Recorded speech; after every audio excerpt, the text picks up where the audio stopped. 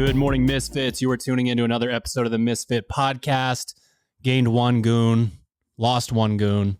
As Hunter would say, Ted is bumblefucking his way around Hawaii right now. He is doing that. Sherb, hey, welcome back. Good to be back. How's dad life times two? Easy, super easy. Noel's not gonna listen to this podcast, so I'm saying she's too nice to me. The going from 0 to 1 versus 1 to 2 is much different because you kind of figured out like what is actually essential with having baby number 2. So like, you don't bathe the kid every 6 hours like the first kid, or take photos every 10 seconds, or bathe your first kid every 6 hours. No, but like I'm exaggerating, but basically it was like every day, like literally every day for I don't know 6 weeks, and we're like, why? Like, there's no need to do that. And it's funny now is that like the first kid had some like cradle cap and like some dry skin issues, and it's like the second kid has none of that. What's cradle cap? Cradle cap's like they lay in the bed and they usually wear a hat to keep them warm, and they rub the skin on top of their head to the point like they move around so much that like the skin breaks down on top of their head, and it's like scabs basically. It's like kennel cough. Babies wear hats when they sleep? I mean, my baby does. He wears like a hat like all the time to keep him warm. I got 412 hats. That's not enough hats. You need more bibs, hats, all that stuff. But basically, the things that you did the first time too around. warm. He's not going to get that testosterone dump. Well, you're not allowed to do. You can't put anything else in with them. Yeah, no, they're nothing else. They're They bundled all up, hat on, nothing else in there. Yeah, like blankets, toys, and shit can kill them apparently. Yeah, according to a book I read. Roll over and like pick their head up and then roll back to their back. You should have nothing in that crib, just because you're like putting the baby at risk for. So you're suffocating just itself. like, hey kid, I'm gonna strap you in to this thing. I'll Yeah. see you in a This like couple magic hours. suit that like he sits in, like it's basically like a sleeping bag with armholes that you put him in, and then you take. Oh, he these two can little move his flaps. arms. Oh no. Oh no. So that's how you start. But to get him to calm down and relax, you like bundle him up. Christ. It's called swaddling him, terrifying. and you just like Never heard mummify of him for the 3 hours he's going to sleep in a row until he cries at 1 a.m. and you have to take care of him again. Yeah. That's how they sleep every night. This is a good time to shout out Bill's on the controls back there, and he's triggered. He didn't know that he was going to get to come in and listen to this sort of talk. Well, welcome, Bill. He looks pretty. How he's having a often good do time. you bathe, Bill? Whoa. No, he's not gonna. Get that microphone, Bill. Ask the people. People want to know. People, I would ask Ted that question. That Don't would answer that. get. Don't answer the question. Don't yet. The people don't want to know the answer to that I know question. they He says he sometimes doesn't bring a toothbrush with him places to keep his body guessing. That's one of his quotes. So Who guessing? Ted's definitely in Hawaii without a toothbrush right now. He's Just gargling the salt water. Jen sent me a photo of him, the most like, I called it Edward Lebowski. He's wearing a like a Chubby's like Hawaiian shirt kind of a vibe, but it's black and white, and then the Downish drip shorts.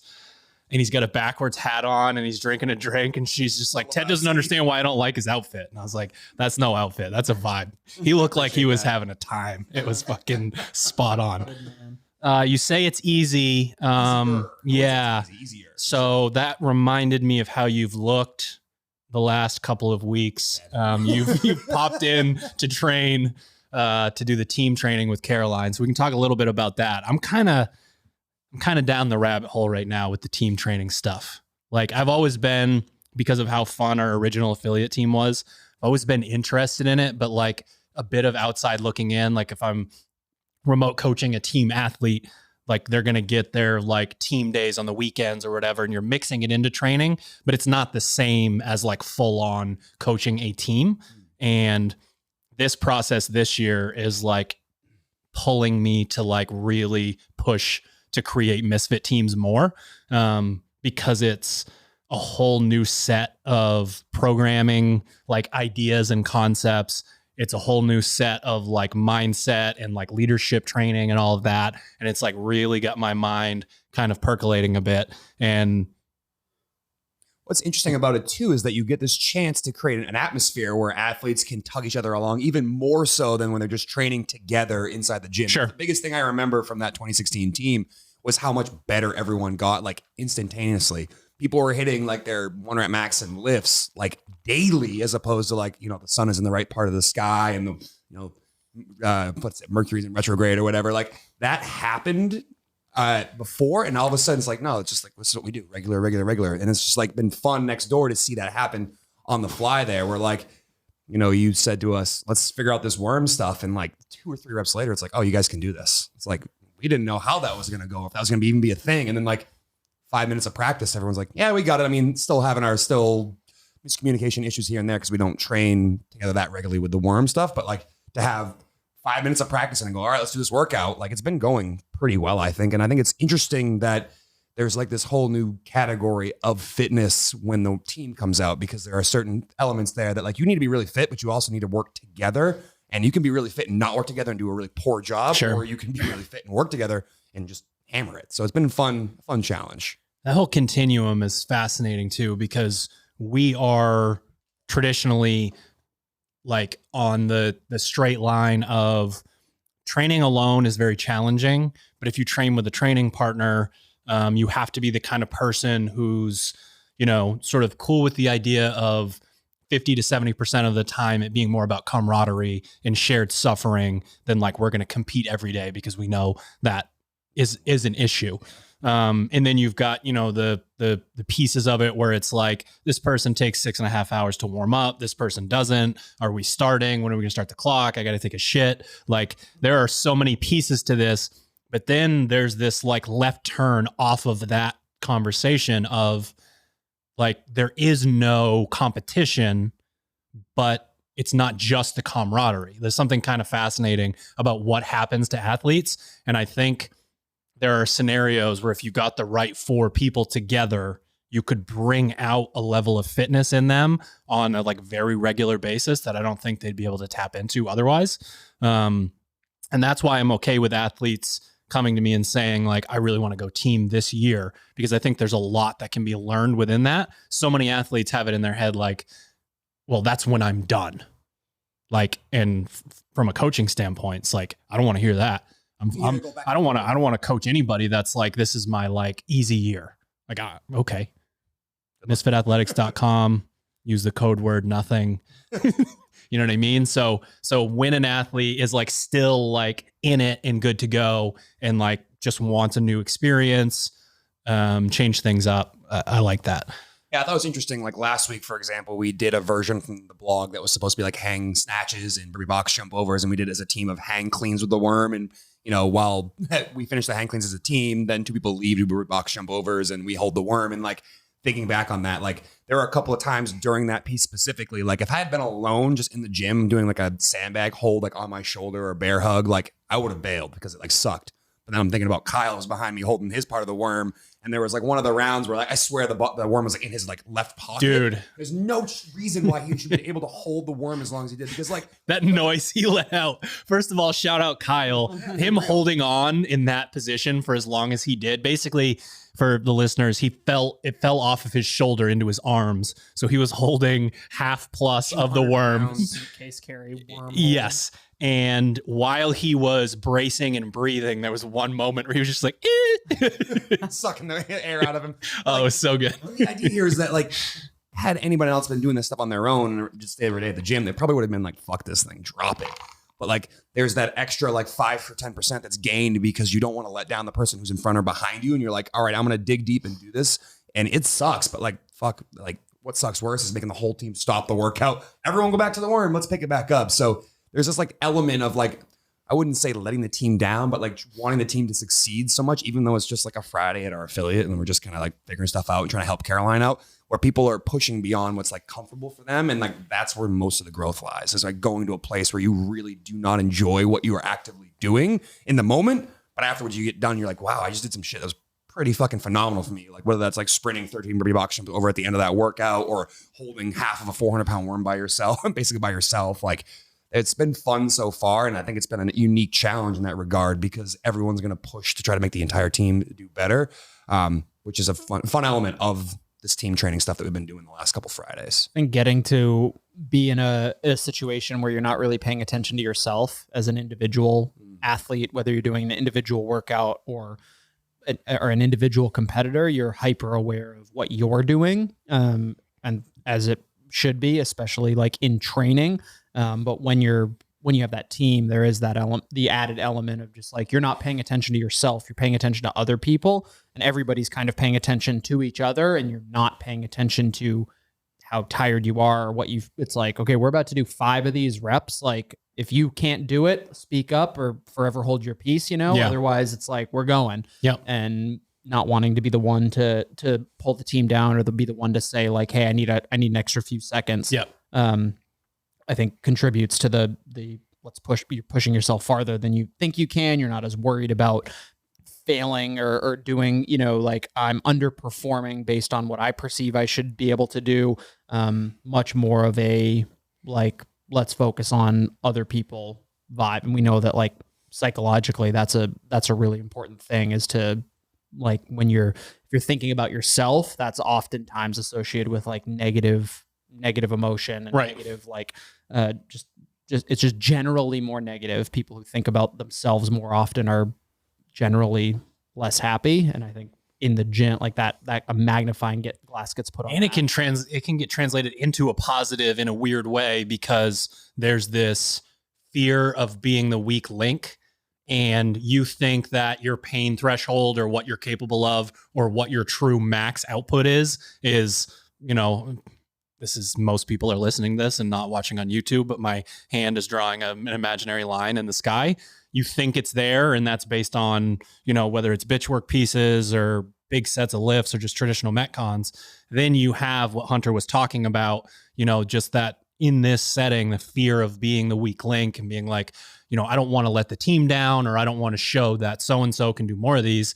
And then you realize that threshold is in a completely different place. And again, those are just the weird, like, nuances that are fascinating about why you would want an athlete to just randomly go team and like figure that out, because knowing that you can go there, knowing that you can do these, you know, maybe huge sets of gymnastics or touch and go a weight that you thought was, you know, your 90%, like, it's not really that easy to mimic that feeling.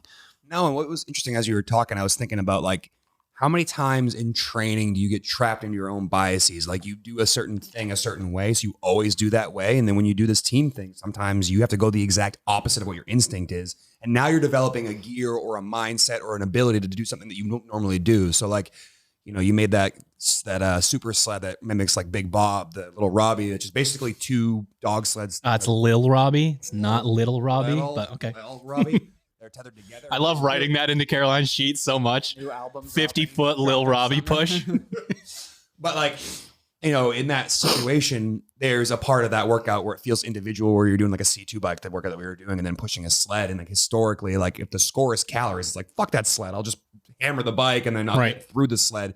And the team element, it's like, you know, that's not the goal here. The goal is figuring out how to work as a team to push a sled that's heavier than you can push, which means you should potentially think about doing the bike a different way, which again, just kind of pushes you to go in a direction that maybe is, you know, an antagonist to your normal mindset. And the idea behind that is now you are scratching a different part of your fitness that you haven't maybe scratched before. And all of a sudden, these things that you only do one way every single time are forcing you to go to an audible. And then you learn a lot more about, like, all right, actually, in a workout like this, the right pace is that, or the right way to break it up is this, or, you know, I thought it was going to be more about this movement. It's actually more about that movement. So, like, an example in that workout, as we were pushing, we all quickly realized that if we hammered the bike, we couldn't push the sled very fast. So everyone was a little bit more calculated. And then early on, people were transitioning to early and leaving the bikes empty. And if the score is the bike calories, like, someone needs to be on that bike at all times. So little strategy things that come together, and, like, you know, the Caroline is the captain, kind of picking up on those things. She can now take that information and bring it forward back to the Krypton team and be like, all right, here's what's going to make the most sense for us to push as a team. And that information is so invaluable, because you don't want to be figuring that stuff out on the fly when you're in Madison or wherever the setup of the game's to next. You want to kind of have that information gathered ahead of time. And while you're always going to get curveballs thrown your way, the more information you have about how things go, the better you're going to work as a team.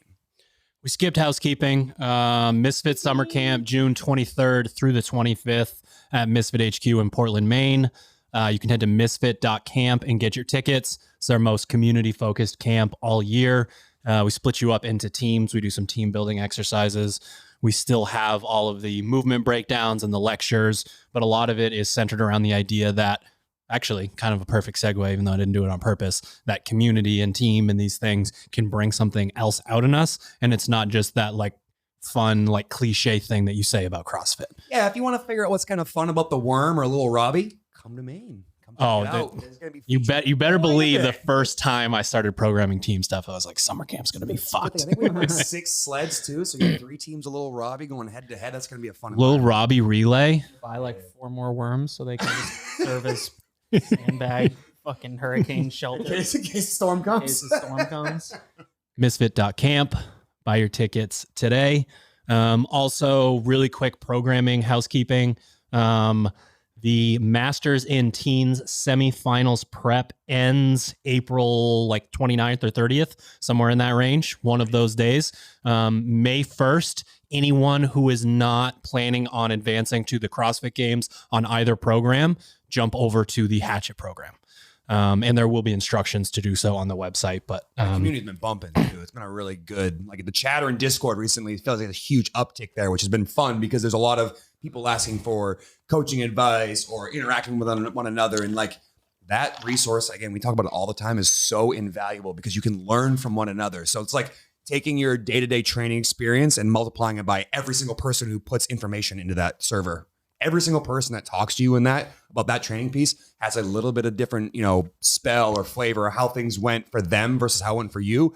And you can, if you really deep dive in that as part of like your debrief for the day, you can pick up on things that you maybe never have thought about before. And all of a sudden you're now sort of like we just talked about with the team stuff, trying things a different way and finding parts of your fitness that kind of a light hasn't shined on yet. And all of a sudden now you are doing those things that way. And that's going to lead to an uptick in your fitness. So it's been really fun to see all those people interacting in the Hatchet Discord. I want to keep that going.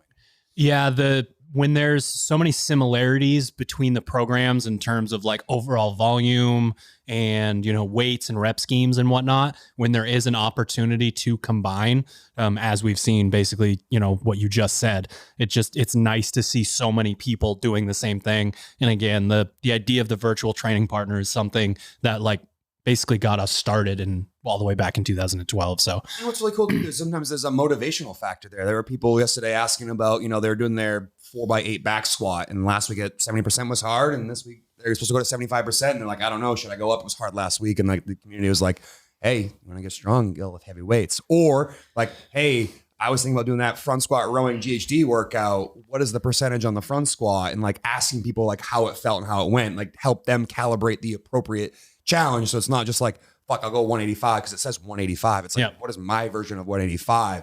And hearing athletes chat about percentages and how things should go is exactly what Athlete IQ is all about. It's about learning how that workout's going to go for you and then learning from that experience and putting it forward into your next training piece. And the chatter like that is exactly why Discord is so valuable. You get to interact with one another and figure out how it went. And then also like, we talk about the ego being, neutral. It's not good for you. It's not bad for you, but sometimes it might help you push in a direction where it's like, you know what? I was going to go with 145 on the front squats. Everyone said that was too light. I went 155. I was able to do it. That's a huge victory. And then next time something that comes up in that volume, that 155 is your baseline from last time. And maybe you've gotten stronger and now it's 165. So that information is really cool to see as a coach to go in there and be like, no, you guys get it. Keep doing this. Also a little bit of kind of an open source information vibe to it where people are submitting either, like you said, questions, scores, but also people have started posting videos of certain movements and stuff like that. And while the three of us aren't necessarily going to get to every single like video or something like that, like there's only 3 of us. There's how many hundreds of people in the Discord channel where it's like, hey, I've gone through something that I might cue an athlete to do or tell an athlete or identify might not be something like that might not be something that resonates with the athlete. Whereas somebody else, just a quote regular athlete, chimes in and says, hey, I had the same issue. Like, this is something I worked on.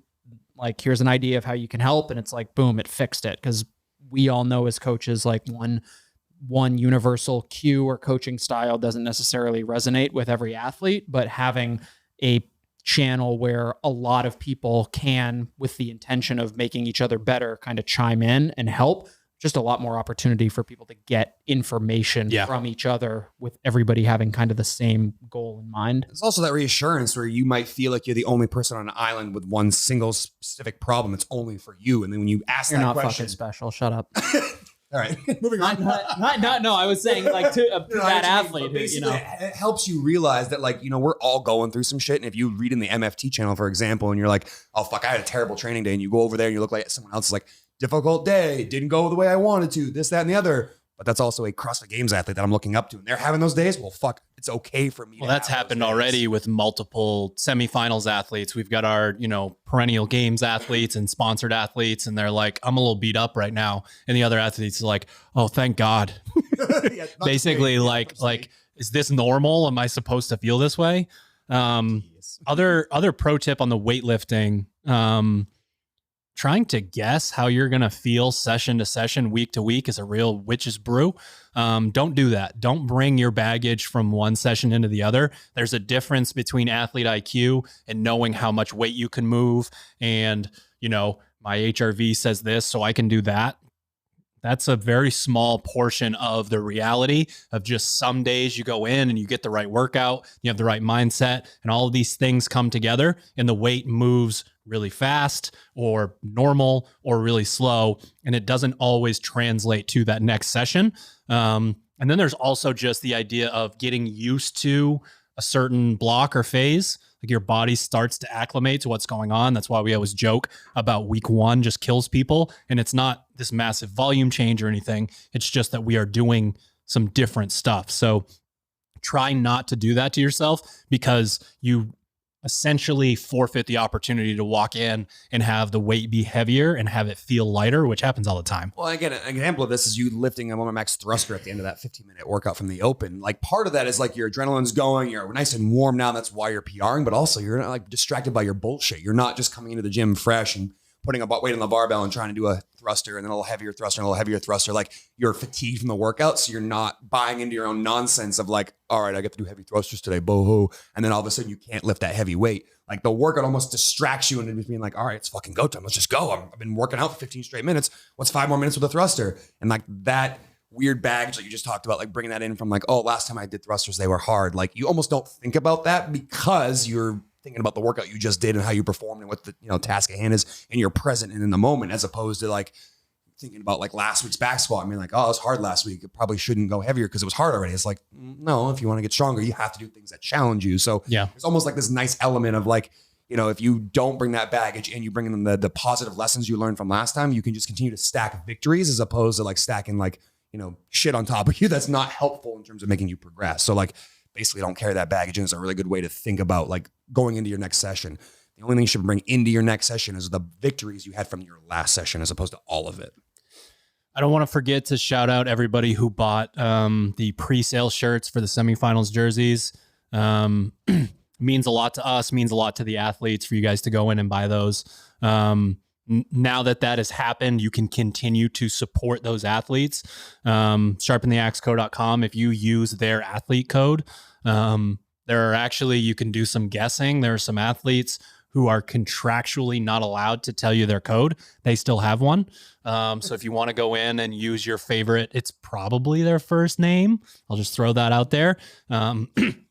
And then if it's different, there's a pretty good chance that they're promoting it on their own. But you save 10%.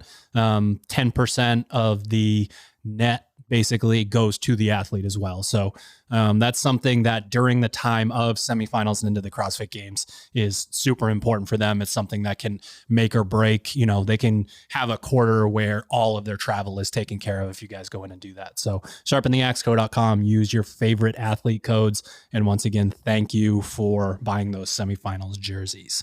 Cheers. So my original, whoa, snack chat. Wow.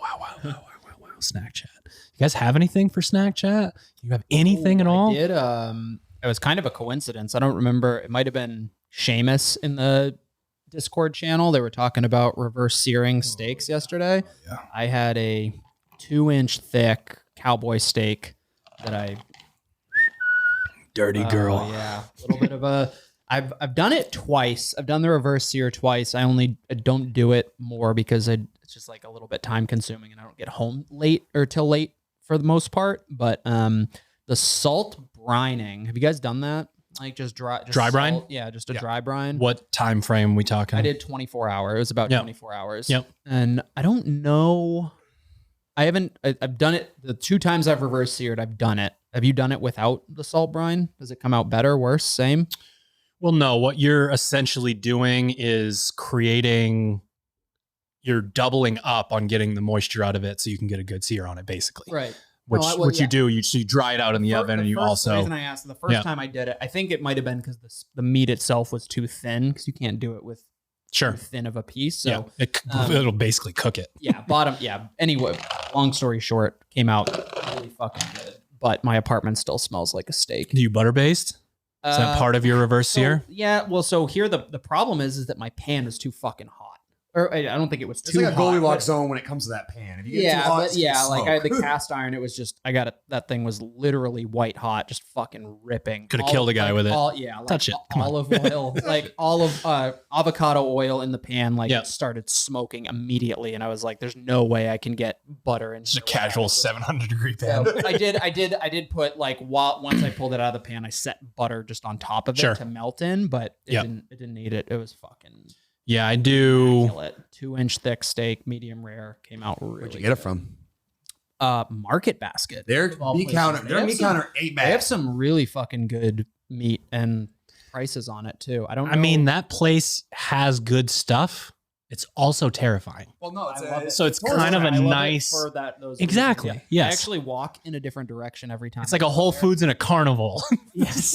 Yeah, exactly. Yeah, it's great. It's by far like the most diverse grocery store in Maine, which isn't saying a whole lot, but it's like it is kind of statistically true. But it's a fucking treat. I actually really like it. And at first I went. That plaza though is borderline as bad as Trader Joe's. Oh yeah, you got to do. There's a roundabout in like the corner of the plaza. Why There's wouldn't only there be? like one. Why wouldn't there be? Yeah, if you go at the wrong time, Starbucks and Chick-fil-A traffic is to the point you can't even get into the parking lot. Yeah, when Chick-fil-A first opened, there were like 8 laps around the building of cars. It's like, you guys realize this is like fast food fried chicken, right? It's just fast food, right? Well, it's also the first time I went in there. It's laid out the opposite of what most groceries, because I feel like most grocery stores, like you walk in, you're going counterclockwise, like to the right, you've got your vegetables in the bakery, and then it's like, it's completely flip flop. So the first time I went there, I'm like, yep, I'm gonna get my milk and my eggs, and now I'm gonna spend another hour walking around this grocery store, and it's spoiled. You're trading the convenience of like cheaper prices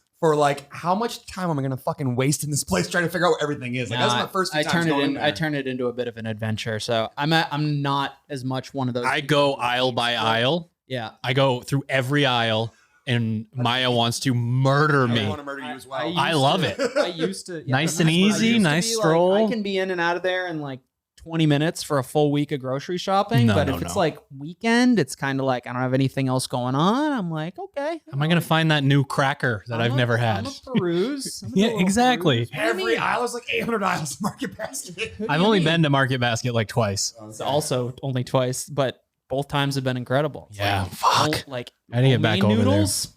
There. Yeah, I need those. I'll figure something out to make with them, but I'm going to put them in my fridge for the next week. See what happens. So, yeah. I would think I'd have more to the snack chat conversation. You never have anything in snack chat. I think I would. You put rusty water in your oatmeal yesterday. So it turns out we just found out the hot water here. No, we did not. We did not just find that out. No, I just okay. Yeah. I just found that out. I went to make oatmeal yesterday. I was cleaning my bowl to make oatmeal yesterday, and I was like pouring it in. I'm like, man, this water is fucking orange. Is my bowl like dirty? I thought the bowl was dirty at first, and she was like, I've been fucking orange since we moved in here 2 years ago. And I was like, really? I remember Ted telling me that, and I saw it. I was like, why is it? Do you know what it is? Yeah. So there's a tiny water heater underneath the sink. And if the water bypasses just coming out cold from the tap, it goes through that tiny water heater. And there's obviously a bunch of rust on the pipes. So perfect. Yeah.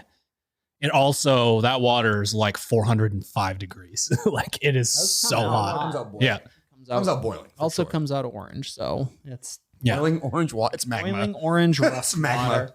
Yeah. I was going to say, I should have more snack chat because I've only been eating out for the last like week and a half. Like just with the new kid at home, like the impetus to like make food is pretty fucking low. So like, either batch make it all at once, which is just boring stuff like chicken thighs and like white potatoes and rice, or it's going out to eat. I will say I did have a really good Thai place that's over by Salvage that I thought was really fucking good. Never had that before. What is it? I don't remember the name of it, but it's literally across the corner from from Salvage. So when you like walk out the door of Salvage and turn to your right, it's right on the corner there. Is it like hipstery, hole in the wall? What's the vibe? It's honestly like I want to say like your local Chinese food restaurant. Okay, sure. Kind of vibe kind of Yeah. place. Okay. It's got a little bit. It looks a little nicer inside than that, but like Those are the best. I don't know if you guys like Thai iced tea, but it's like one of my favorite drinks in the world. Like Noel introduced to me like a few years ago, and like if I go to D'Angelo grilled sandwiches. yeah, D'Angelo's. Thai Oh food my God. restaurant. Gluten Drew loved D'Angelo's. Number 9. Come Oh. on, number 9 steak and I've cheese. only had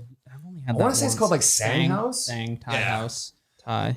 It's really good. So I think it was Oh, I've been me. there. That is pretty good. That place is I've good. been there once. I think it was me, but my mom was in labor at Main Med, and like right down the hill is the D'Angelo's, and she had been in the hospital for a while, and she told my dad, like, go get some food. It's fine. It's not a big deal. Go get some food.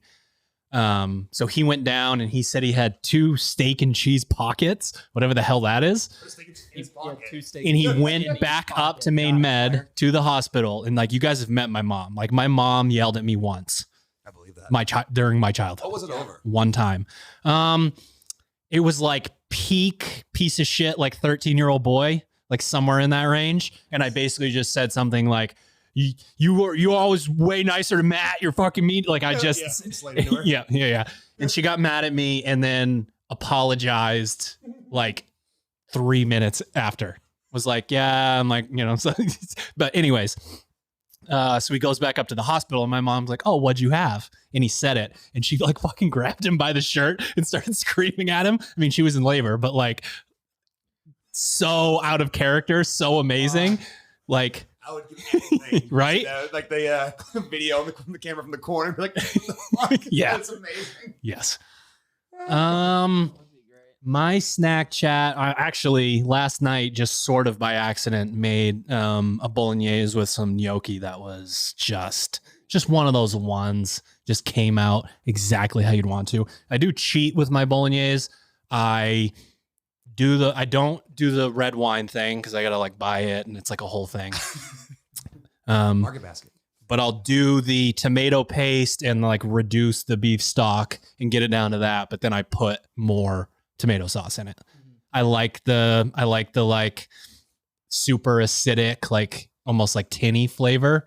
I'm a slut for red sauce basically. So I add a little bit of that back in at the end to help it back out once everything is reduced. You should do that. And it was, You should. no. It's not that I don't do it, but that would be like I'm going to the grocery store on a Saturday to buy the stuff to make a traditional bolognese. Not just like a quick.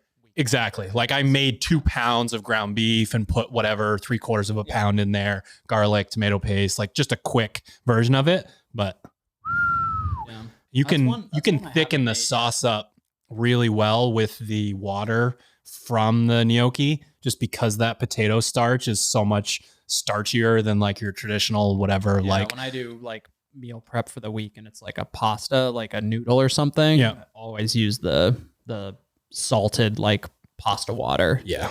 To help reduce. Sherb's like, yeah, I definitely do that. Yeah.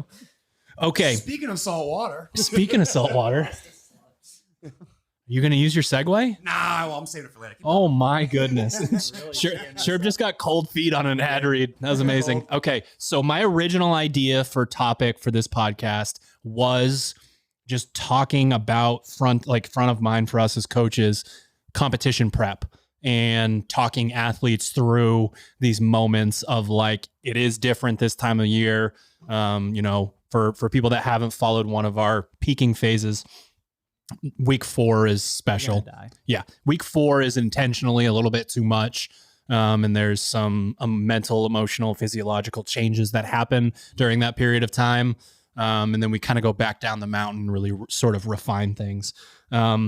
And then sort of got into my head about like, well, is this something that the general public wants to hear? I mean, obviously competition prep can happen for anybody at any time. I want to do a local comp. I want to sort of beef things up a little bit. So what I did is I went into Discord and just said, are there any topics that you guys want us to riff on?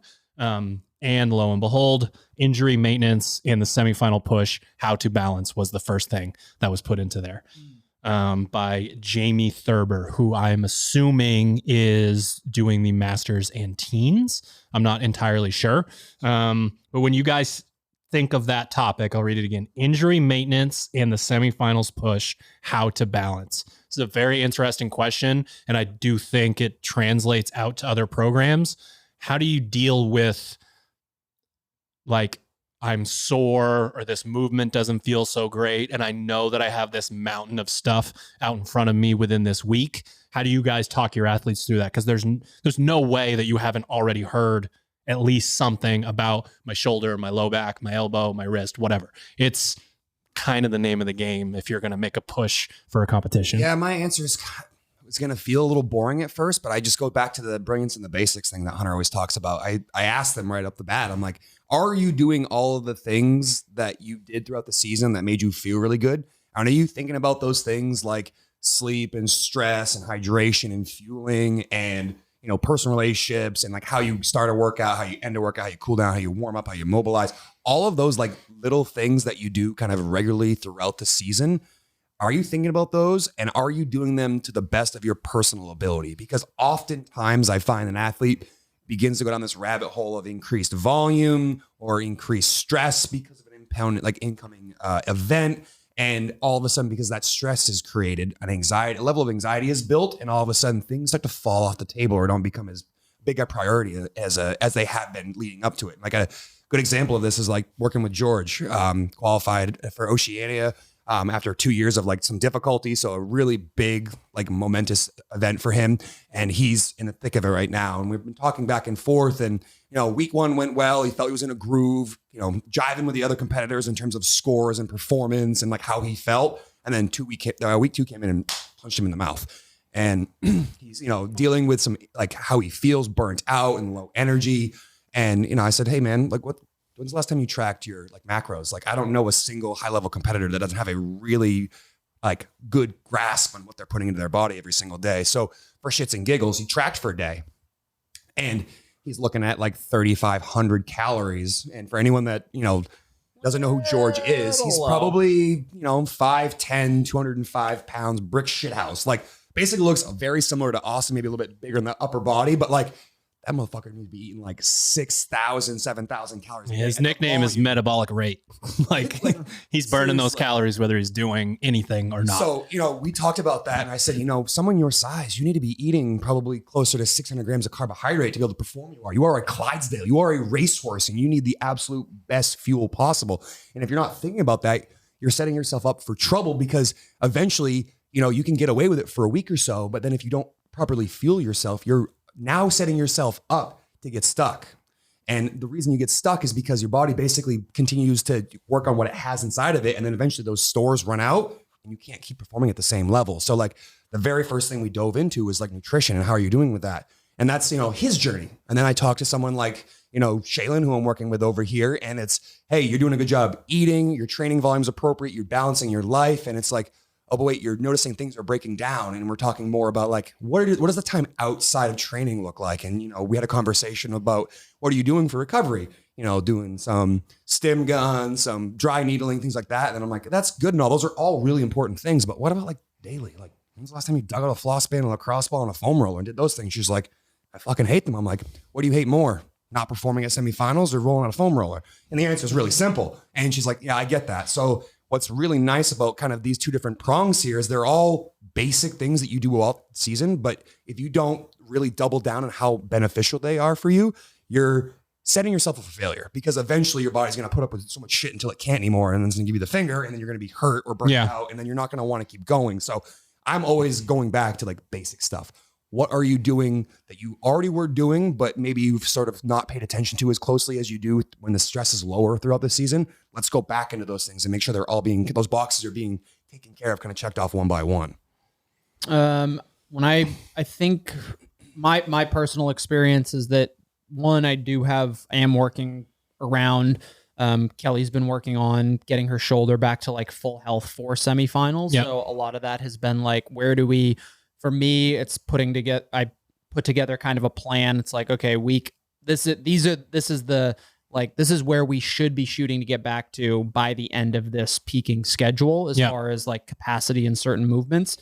Just because she wasn't able to do a lot of them over the course of the last 6 to 8 months. So there's a little bit of reintroduction of certain movements at certain volumes, but probably more so has been the, especially as the volume has gotten heavier. She's also in her high volume. I believe it's this week. But it's a little bit more about like the combination of feeling beat up, seeing other scores. And then also one of the things that we've been focusing on is basically like executing training pieces at game speed. And there's at least one training piece every week that I highlight in red. And it's like, we just call it the red cell. And it's like, this is the one you need to like dump your energy into. This is the one that it's like, this is a race. This is semifinals. What's this going to look like on the floor? How are you going to perform? And that's really difficult when she's not training alongside fellow, games caliber athletes every day.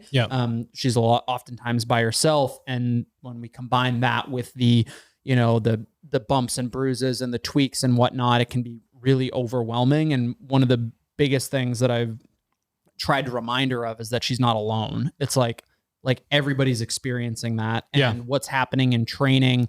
Like there's a little bit of I don't want to say like imposter syndrome, but the fear of like, here, my scores are here, other scores are there. And it's like, I think you can say imposter syndrome because everyone has it. It's not like Kelly has imposter syndrome. It's they have imposter. It's too many things to be good at not to feel that way when you're beat up. Exactly. So a lot of that has been just kind of reminders that like, and I think that's at least partially my fault for like, hey, game speed. We're focusing on being hyper aware of how fast you're going and what your current tolerance is for the discomfort that you're in. And it's like, are you comfortably uncomfortable, or can you go faster and be like, yeah, I can be more uncomfortable and maintain the same output. I'm just going to like it a little bit less.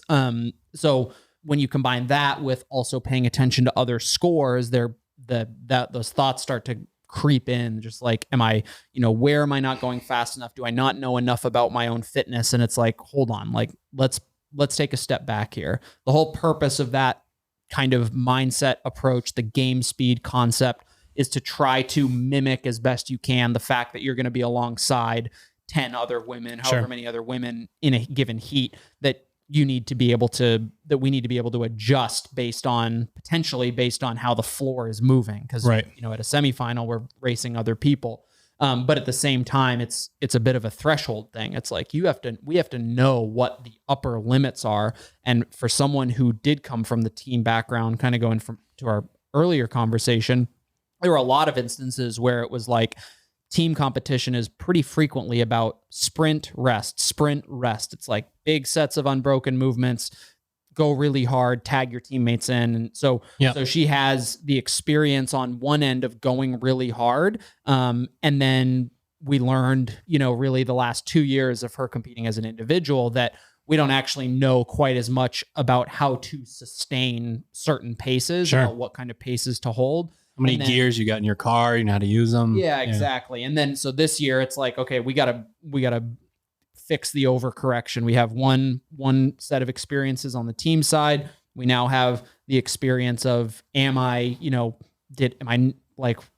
too conservative in certain areas? We're trying to meet in the middle to figure out exactly what the right combination of those things are. So kind of back to the original question is, a lot of it has to do with reminding athletes that, like, one, you're not alone. This is it's semifinals prep. Like, it's really fucking hard. For most people, this is your season. It's either there's a handful of people on the planet who can say to themselves, like, I'm going into semifinals, like, I'll be fine. I'm going to qualify for the CrossFit Games. There are very, very few athletes at that level who can actually say that. And for everybody else, it's like, it's either I'm here to participate, or it's like, this is the most stressful time of the year as far as realizing a dream versus another year of waiting. Yeah. Your thing is support. You're helping the athlete with whatever they're going through mentally, and providing support in a way that maybe they haven't thought about, or just like serving as checks and balances, because an athlete can really well think that like that's the fastest they can go, that's the biggest set they can do, or that's the right pace for them. And you're there to be that like mirror to be like, you know what happened if you go 2 seconds faster on your 500 meter split? Or what happens if you hold on and try to go all unbroken on all 9 of those front squats? Like what happens?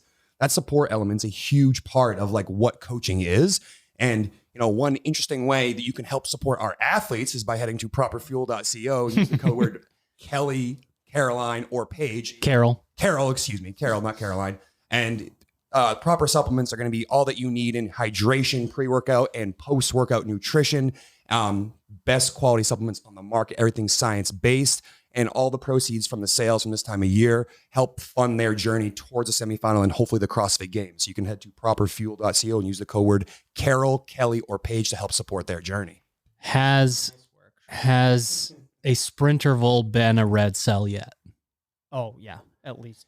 I'm very happy with the Sprintervals thus far. The Devil's Press one was the recent one, the handstand push-up, run, air run. I think was it air run originally? Yes. I had her. Okay. It was air runner, air run, handstand push-up, Devil's Press. So it was like, yeah, it was, hey, send it on round 1, see what happens, fall apart in the rest. And it was like, that was the execution. It was funny. It was like 2:0 something, 2:30 something, and then like 3:40 something. She was like, I failed the Devil's Press. And I was like, good. What's good is those they're finding that potential. You don't want them figuring that shit out on the floor at a semifinal. Yeah, well, you want to figure that ahead of time. Yeah, something we had a conversation yesterday, but it was like something that she's saying something that we want to work on is like what happens when the machine is the first thing in a workout. And that's for a lot of athletes. The first question is like, how fast do I go? It's a 20-minute AMRAP. It's usually like the second person who comes off the machine is the one who nailed it. Yeah. Yeah. It's like, let's not be first, let's not be last, but like, or is it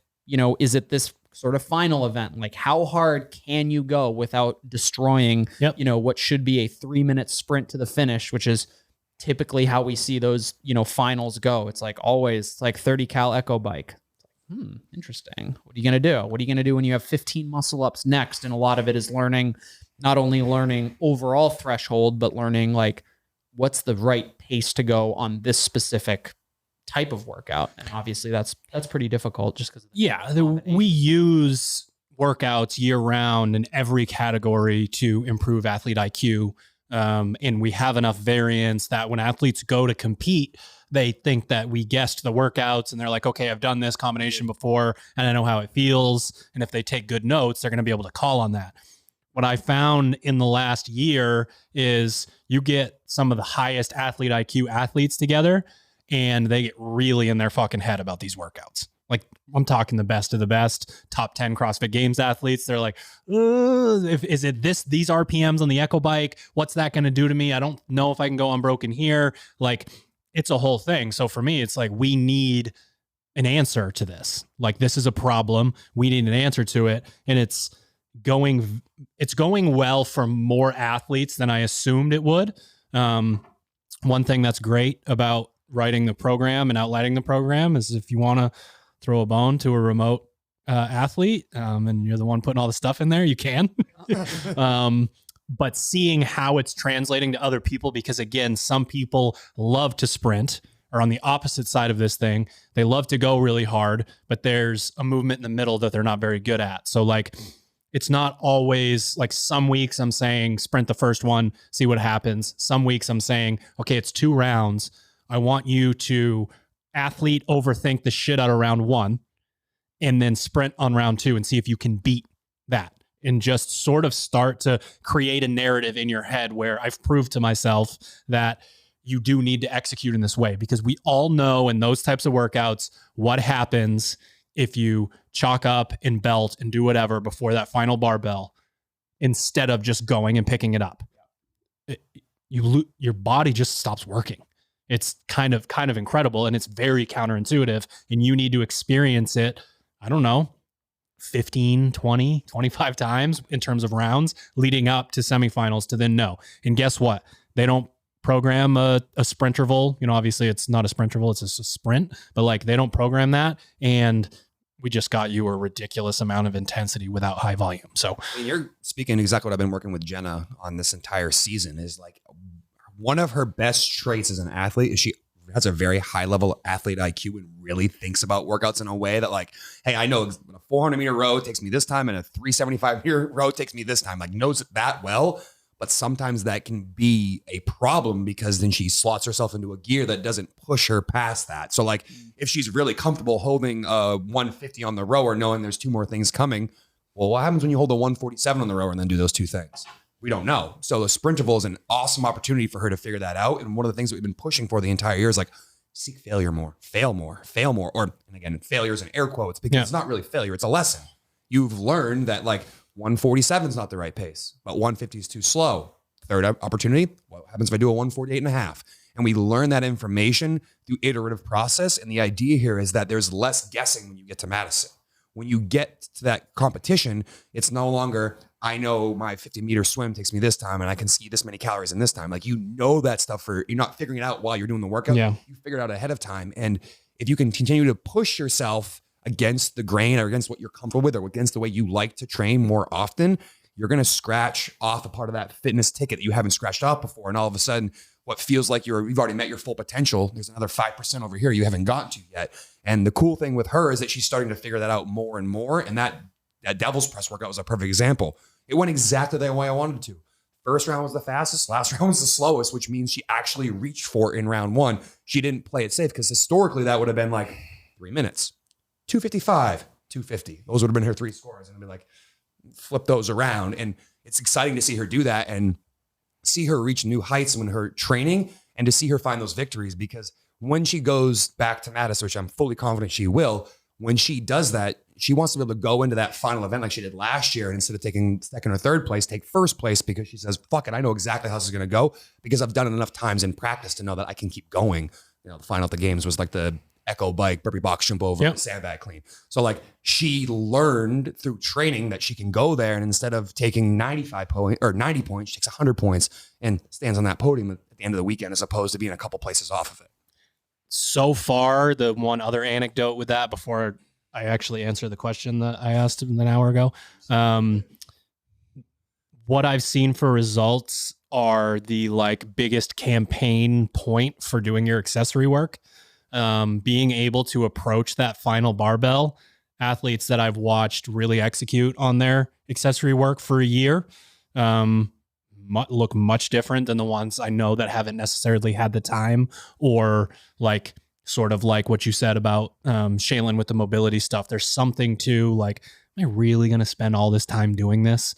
The ability to brace under fatigue and there's 2 pieces to accessory work. I think on a long enough timeline, we actually do what like traditional bodybuilders do or weightlifters do. Those accessories truly make you better in terms of like, this musculature is stronger, it's got more endurance.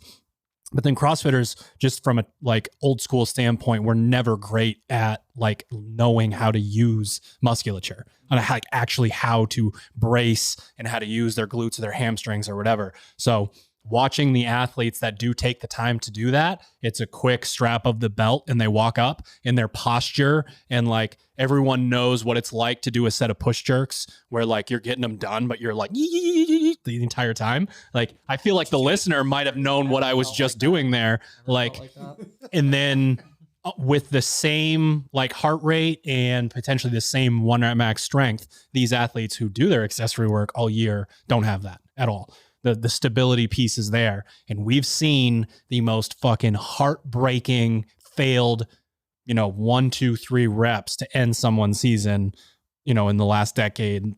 That Many times. Yeah, maybe go hold on to a sandbag or a set of dumbbells for a little bit. My answer to this question is there's a bit of finding your way through this. There's a rite of passage to going through competition prep and either actually getting injured or thinking you're injured because you're overtrained. You're injured, bud. Yeah, exactly. And it's not what you think in terms of like, Caroline's been through this a lot. Her and I have talked about this a lot. She knows that she can alter certain things and sort of work through it and get through Hell Week. What we don't want is okay, I've been through this. I'm not going to tell anyone how I'm feeling. We still want that outlet, that release, even if you're at a 6 instead of a 10. You know, you talk to your coach and you say, hey, like, I'm feeling really beat up right now. Like, I need to tell somebody that. I need to like let the air out of the balloon. And then you can come in and say, okay, what are we talking about here? Are we a little bit too sore? Do we got to swap this? Like, weeks 1 through 4 of a traditional comp prep are like, we're going to get you as fit as possible in these 4 weeks. So if you don't want to do handstand push-ups in this workout, I don't give a shit. Like, we just won't do them. Do something else. Like, during this period of time, it doesn't have to be as much about the finer details of a program as it does, are we getting the variance and are we using the right tools to create the stimulus that we want? So you are going to have to go through it. And stress is a motherfucker.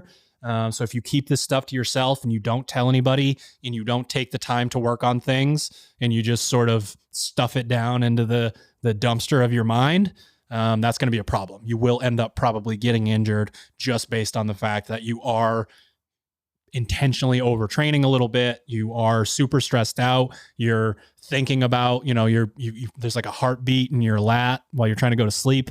Like, that stuff can dominate your mind and not allow you to go out and like go into your body. So I don't know if that answers the question enough, but I think it's like you got to go through it to completely understand it type of thing. The important part there too, I think, is that you've talked about how beneficial your role in that situation is. As Caroline now has a sounding board to talk to about this, that, and the other. And like, if you stay on your own island and not talk to anybody about that, that just stacks more shit on top of more shit. And that becomes we're not waiting for it to get to level 10. That's the point where you're like going to die. Like, that's not good. And it's going to burn you out, get you hurt and all those things. And, you know, as you were talking, you know, you and I were talking this morning about George in that same situation. Like, what was really cool is yesterday, as we were like debriefing about how he was feeling about fueling, he was telling me about what was going on. Cause he was telling me, he's like, the wheels are falling off the bus. And I asked him to extrapolate on that. And he told me that, like, you know, one of his biggest pet peeves is feeling like he's not being productive. And sometimes when he's going in there and he's not holding up his own to his own standard of like where he should be,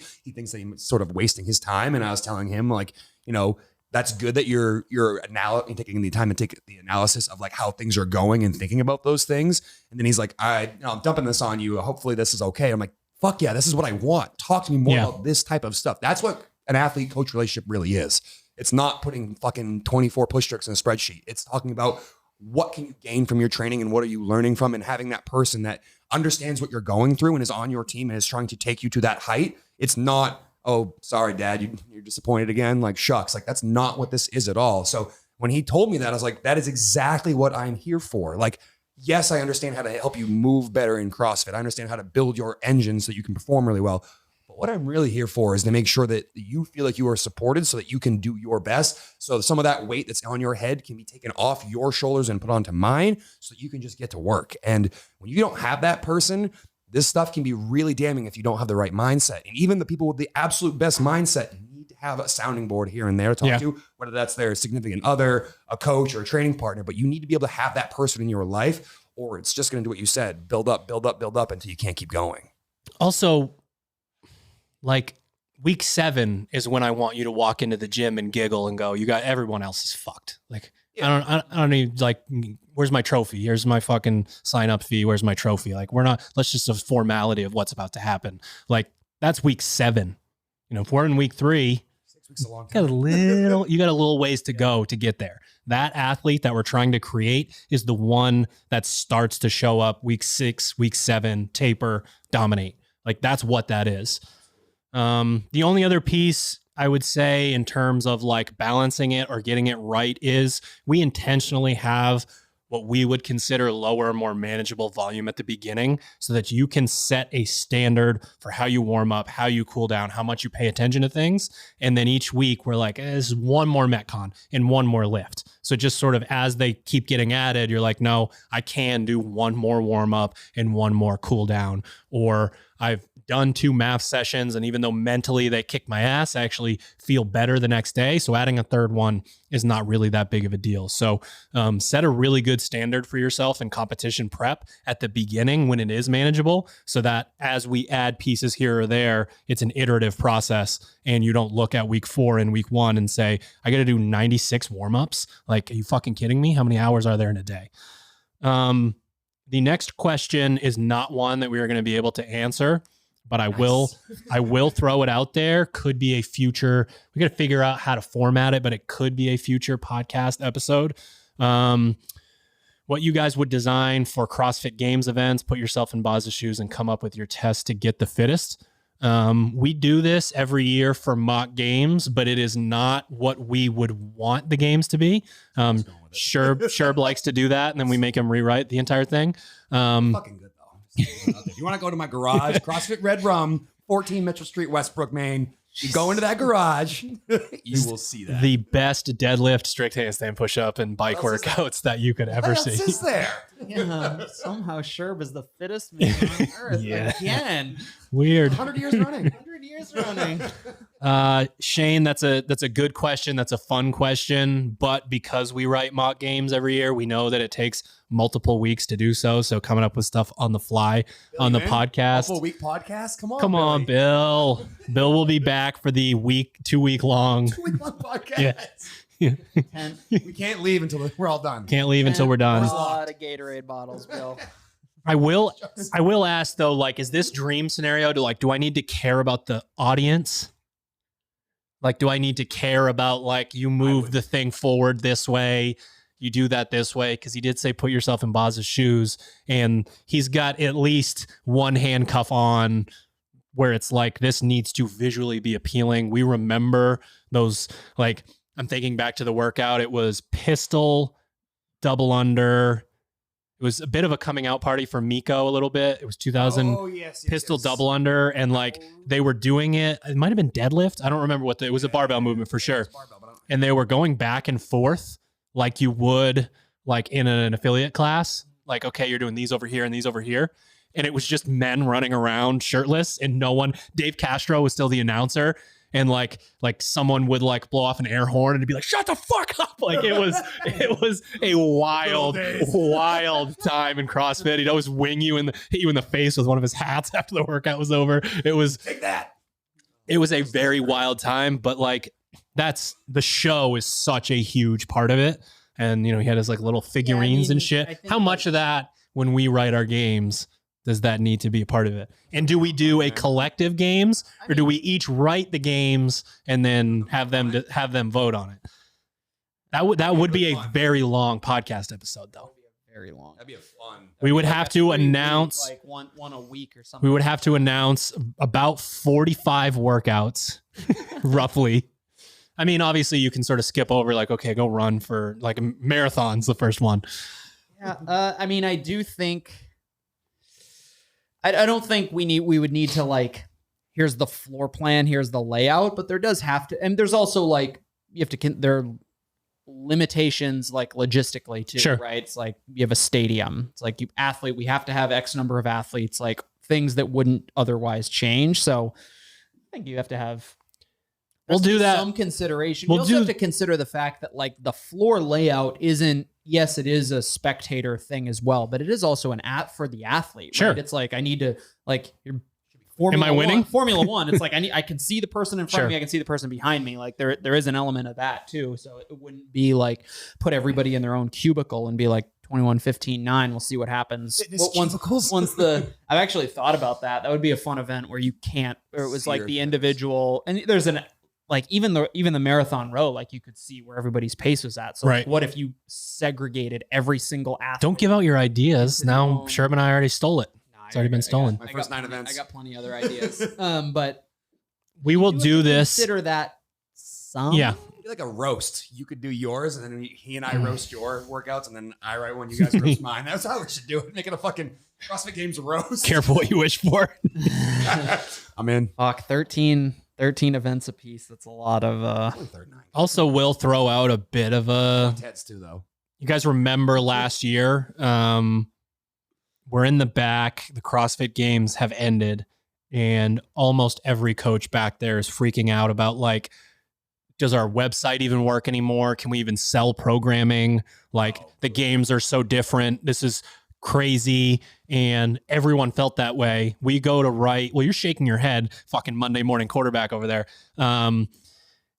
we go to write mock games this year, and it was exactly the same as every other fucking CrossFit Games. Like, I have a spreadsheet of every movement that's ever been used, every time domain, how many events do they do? Is there a part A, part B? How many lifts are there? He just essentially like visually changed something that if you close your eyes and went like, that was a sniff, by the way, for anybody that was scared of what that was. You guys believe it? It's the same thing. It's the same games. Yeah, it's 4 Our screens mock instead of games this last screen. year was almost identical in structure to the games that happened in real life. It's almost exactly the same. Yeah, the base structure is the same. It's like, Yes. okay, you're going to face a different direction for your handstand push-ups, and I'm going to put a time cap on Yep. your 1K row, but otherwise it's all the same stuff. All the same stuff. All right. Next That'd be topic. a fun task, although it would take Yeah, that's the a thing. hot minute. Yes. It'd take a hot minute to write. I actually thought of recently writing semifinals and just throwing it up on like Instagram.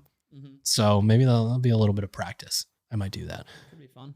Also thinking about posting. If you guys want any of the partner or team workouts that I'm writing, let me know. Thinking about posting some like freebies on Instagram every once in a while. Get people to get out some ratchet straps and make a little Robbie. Nutrition categorized as food, drink, etc. Thank you for that. For the day of a comp, post-workout, in between workouts, etc. I will throw one rule. You cannot only say eat how you would normally. That's the answer that we get all the time. It is very valid. It is real. Don't completely change something, but give me some nuance.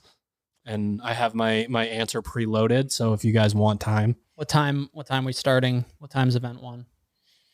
Doesn't matter. Do we care? No, I don't think so. I think we need to generalize because we don't know this person's asking. I would say for me, there's a reminder that your nutrition starts like multiple days before the competition starts. Yep. So if you're like, it's like, all right, day 1, time to compete, better fuel correctly, like you're fucked. Too late. So Yep. making sure that you are topped off in the days leading Carb up to, loading, sodium loading, specifically on carbs, sodium, and stuff like that are really important.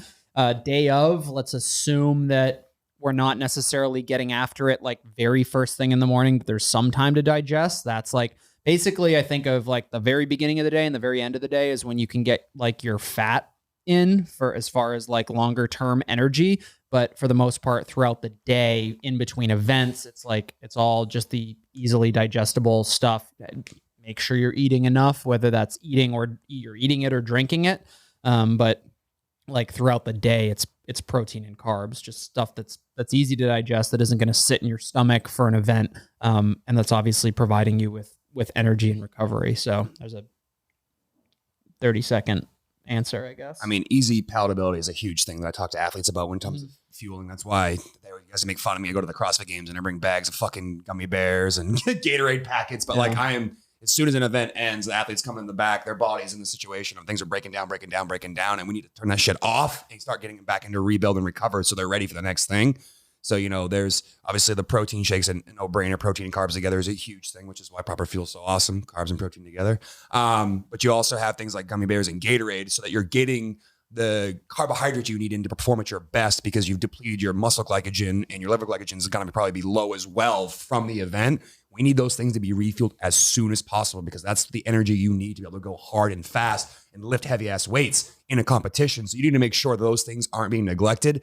And while I wouldn't argue to anybody that gummy bears or Gatorade are the healthiest things on earth, one of the easiest things to just kind of munch on and snack on or just stick in your cheek while you're there. And that helps improve your performance. The idea of tasting something sweet actually increases performance. So the sooner we can get into that mindset of recovery and get ready for the next event, the better off they're going to be. So, my athletes will routinely drink somewhere between, 100 to 200 grams of carbohydrate throughout that training day or that competition day on top of all their meals because the low key thing that's not often weighed in that equation is how much stress burns up your metabolic rate. And all of a sudden you think that you're like, oh yeah, I just did 2 events. I train and do 6 events like every single day when I'm training and I don't eat this much. It's like, you don't think about the stress and the fact that you're going to that like 7th gear in your 6th gear car. And that's actually accumulating a lot. And if you don't fuel, you'll be fine on day 1. You might even be okay on day 2, but come day 3, day 4, your tank's going to be empty. And like you said before, when your nutrition starts a couple days ahead of time, you can only keep up for so long. And if you haven't been practicing and preparing for that, you're not going to be ready at the end of the competition, where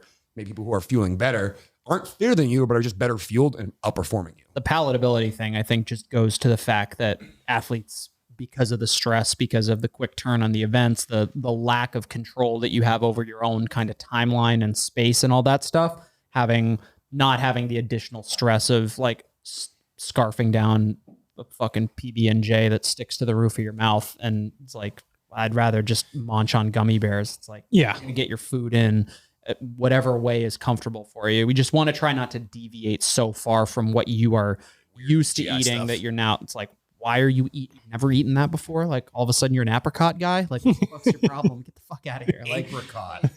Oh goodness.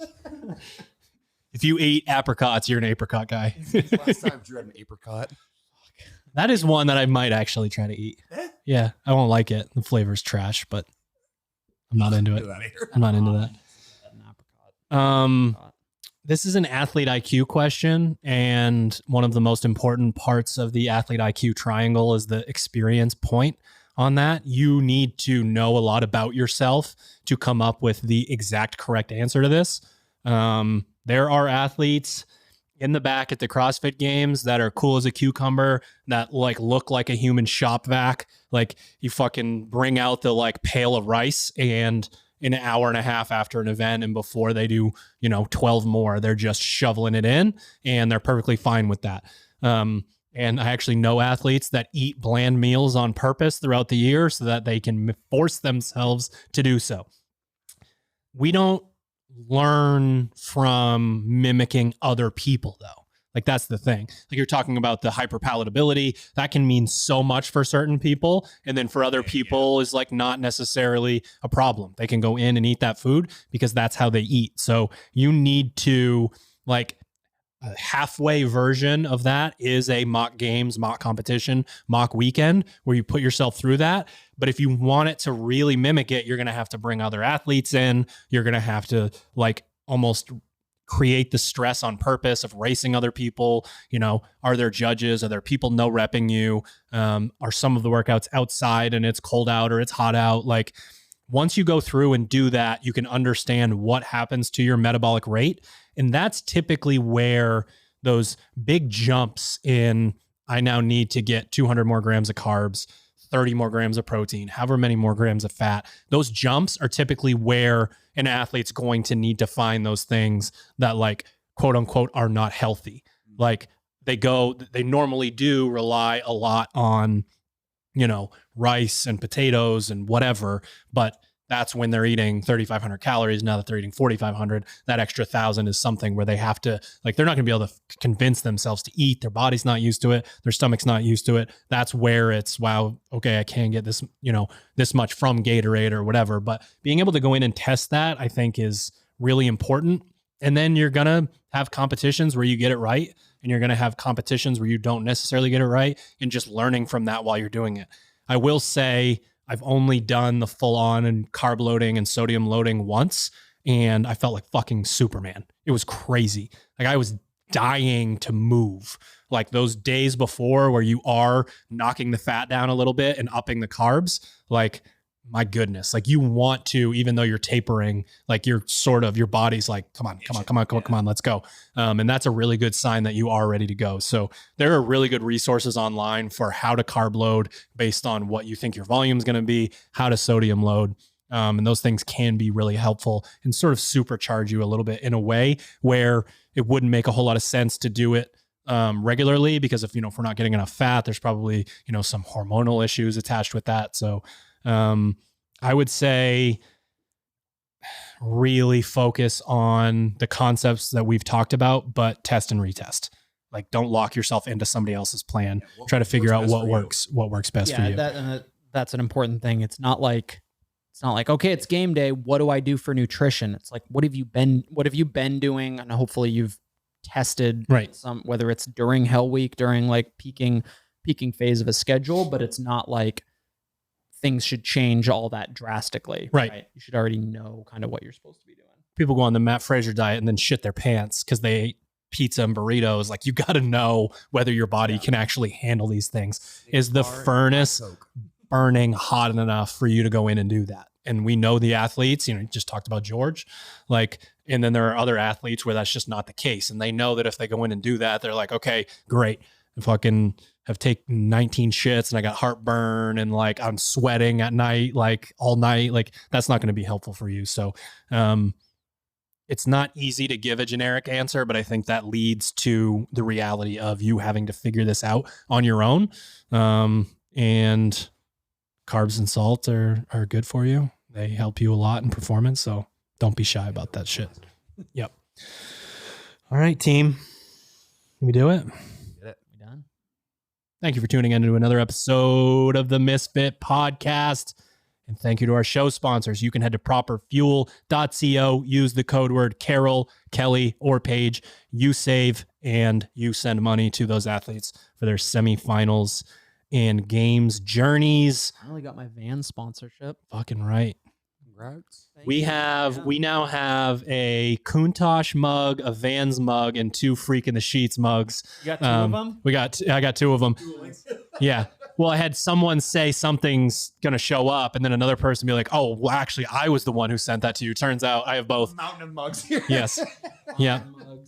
So anytime we request something, apparently the easier way is to not spend $500K on a Lamborghini, but to go to imprint4.com and throw a photo of a Countach on a mug. Bro, speaking of Imprint, did you watch the commercial I sent you yesterday? I was watching the Celtics game because it was game 2 of the Hawks series. Quick derail. Was it past 8 p.m.? It was right around then. Yeah. Close. No. But anyways, Imprint commercial, and they go hard on the Boston accent. If you haven't seen it yet, go to YouTube and type in, I think it's Imprint. It's either Vistaprint or Imprint Boston Celtics. I don't remember which one it is, but it's an incredible commercial. You should definitely watch that, especially if you know what the Boston accent sounds like. I couldn't believe it was on my TV. I was blown away. It's called More Than Print. It's Vistaprint. All right. Oh, goodness. I'm just seeing the visual. Oh, it's so I don't want to know. It's so good. You can also head to sharpentheaxeco.com, use your favorite athlete code to do the exact same thing. And if you like what you're hearing from a programming and coaching standpoint, misfitathletics.com for your individual programming needs, teammisfit.com for your affiliate programming needs. We will probably see you next week.